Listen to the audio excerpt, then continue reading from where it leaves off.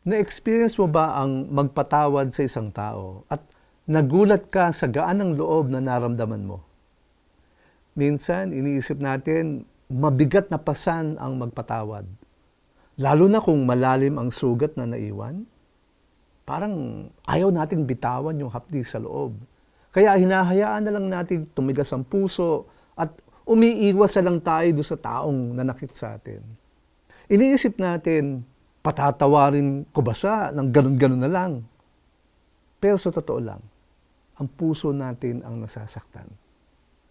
Hindi lang nakakasira ng relasyon ang magtanim ng sama ng loob. Nakakasama rin ito sa atin mismo.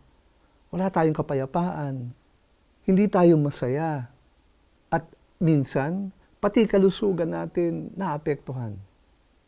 Ang sabi nga sa Book of Proverbs, "A joyful heart is good medicine, but a crushed spirit dries up the bones."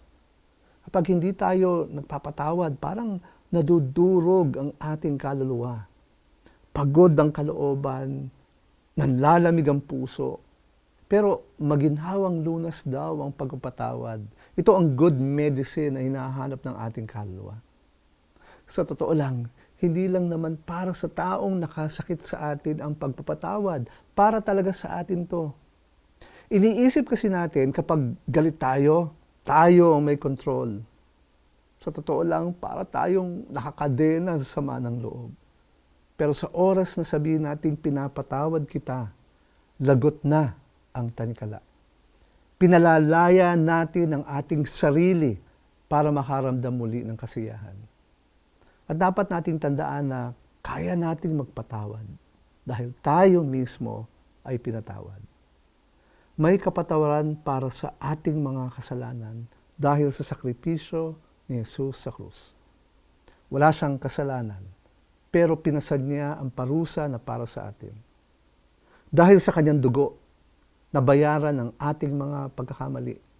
Kaya pagdanampalataya tayo kay Jesus, kapag tinanggap natin siya bilang Panginoon at tagapagligtas, tayo ay pinatawad ng Diyos.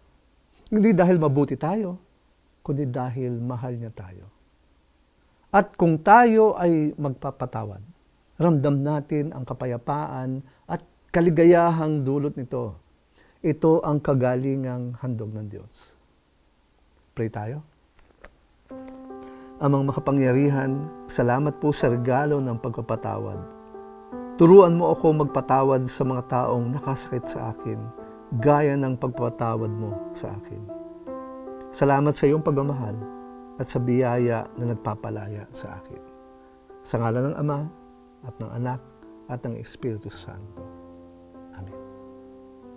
Kung sumabay kayo sa panalangin na ito, mag-iwan lang po kayo ng comment o mag-send ng private message at makikipag-ugnayan po kami sa inyo. Maraming salamat po.